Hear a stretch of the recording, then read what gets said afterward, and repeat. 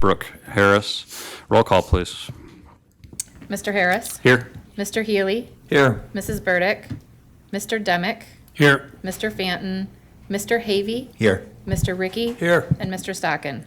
5 present, 2 absent. Thanks, ma'am. Anyone care to make a motion to approve the minutes of the July 20th meeting? Havey will move that. Thank you. And a second, please. Ricky, a second. Thank you, Mr. Ricky. Any discussion on the, or corrections, additions to those minutes? All those in favor say aye. Aye. Opposed? Those minutes are approved. County Treasurer Terry Ross with sales tax report. Good afternoon. Yes, I have your sales tax report was in your packet today, and we are up a little bit over last year's at this point in time, about $80,000.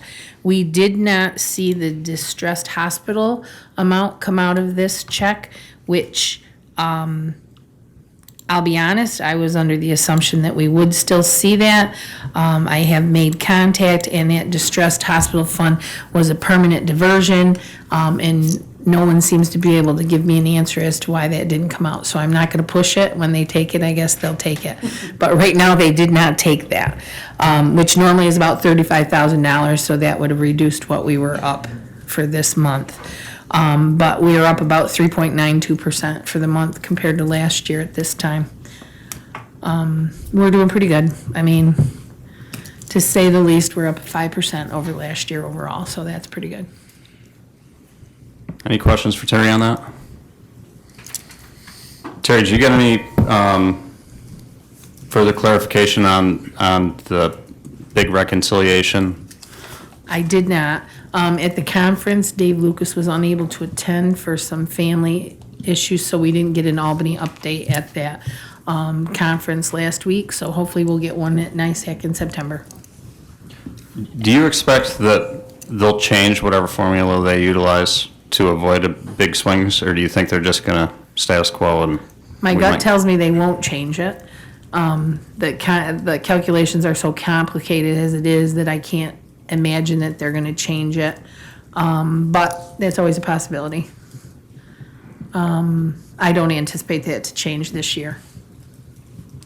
I had a question about the sales tax increase. I haven't seen any information from NISAC whether this increased trend is through points of sale or just general inflation. And at 5%, I'm kind of wondering if our points of sale are even the same as they were, pre-COVID or even last year. At 5%, I would think that's right around inflationary prices or even less Yeah. than. Yeah, I haven't seen any details either of any of the statistics on why sales tax is up. And I know statewide it's up higher than the 5%, but I haven't seen any statistics either. Do they even track that? Like quantity of points of sale? That's what I'm trying to remember. NISAC usually will put out something on an annual basis, though I think they skipped it last year, a general breakdown. Right, they generally give us the categories of different things like, recreation and restaurants and gasoline and those, online. They'll give us those breakdowns, but we have not seen that yet this year at all. And it's just by dollars and percentages, Correct. it's not by total sales. So You mean it's total sales dollars, yeah. dollars, not total television sold? Correct. But I think that is an important difference to make right now. They do usually show the comparison over the last couple years. I know Dave has been trying to give us analysis that go back to 19 because of the whole COVID swing for 20 and 21. So it's a lot of info lately to try to put together. So Okay. Any other questions or comments on sales tax? Terry, under old business, we have a revisit of the 23 budget timetable.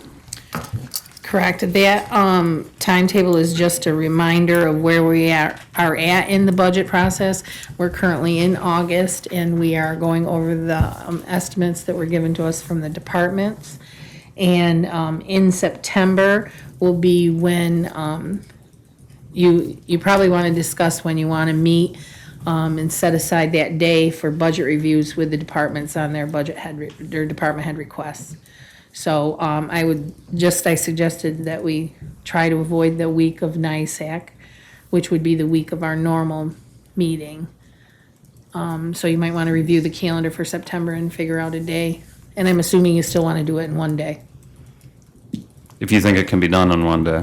I think we did it last year in one day. There's always a time when if you can't get through a department, you can call them back. How about for the budget officer? Would it be to your benefit if we did those hearings closer to the beginning of September? So you have more time between then and the tentative? No. No. No, I think after You don't listen to NISAC us? Yeah, no. No, it's not that I don't listen to you, but, we prepared, specifically Terry's office prepares all the material, and to try to get that in before, the second week in September with the current workload would be just unrealistic expectation for her. I don't even think we have all the budgets in from all the departments yet either. So you'd rather it be at the end of September? I definitely would, yeah. Our normal meeting would have been the 21st of September, would be our normal days of meetings. I think Brenda had mentioned that that's gonna be shifted to the 22nd. It is. So, if that's the case, maybe we wanna shoot for that following,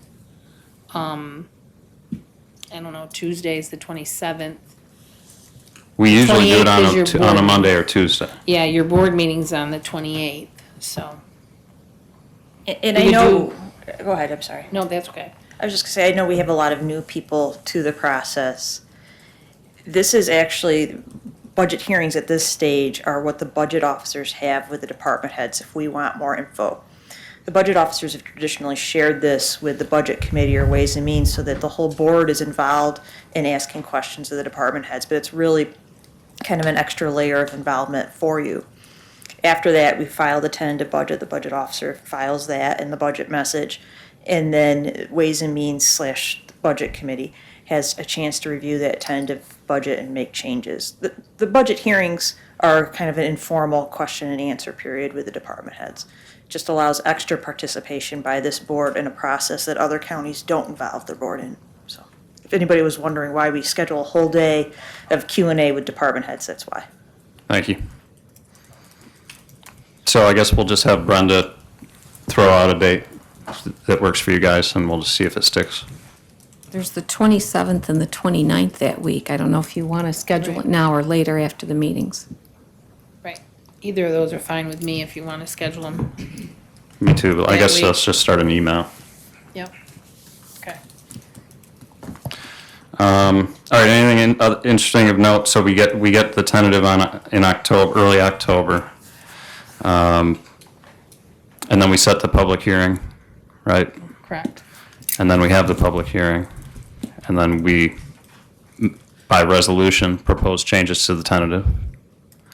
Correct. Correct. There's also an alternate process this board has never chosen to do. You could do that prior to then as well. But as far as I know, Allegheny County has never chosen the alternate method, so. Okay. And then we vote on it. Right. And then we're done. Yep. And usually what happens is between the tentative and the public hearing, we have a pretty good idea of what changes might need to be made. If there are departments that come in and say, hey, I missed this, there was a clerical error, we'll fix all that stuff and have that list ready for you when you need to know what, you need to request for a resolution for changes. It's based on both what your choices are and what might have come up as a clerical error or something. So that's how we've operated. It always happens. But we generally create one resolution with all the necessary changes, and we vote on that resolution. If there's an instance where a standalone change is requested by, even if it's by an individual legislator, that could be proposed as its own resolution and voted upon, right? Correct. The alternate method, and I don't have it all in front of me, would involve that initial review of the tentative budget by Ways and Means, because that is the standing committee assigned to it. They could make proposals to change the tentative within a certain time period. I can't remember if it's 10 days or what. I just don't have it in front of me. And then that would be before the budget hearing. You've just never done it that way. You've kind of met as a whole, usually through committee of the whole, to discuss these things. You've gone to the public hearing, listened to comments, and then proposed amendments through resolution to the final budget. We're under no legal obligation to take that step in Ways and Means and make changes prior to the public hearing, As correct? far as I know, I know we really haven't talked to Allison about that yet, but as far as I know, no. I mean, personally, I would prefer to hear from the public before we make our final changes. And I think that's why we've always done it that way. All right, any other questions or comments on the budget calendar? Okay, if not, any new business? Anything for the good of the order? Would anyone care to make a motion to adjourn? Mr. Chairman, Healy will make the motion to adjourn. Thank you. Is there a second? Ricky will second. Thank you, Mr. Ricky. All in favor, say aye. Aye. Opposed? We're adjourned. Thank you.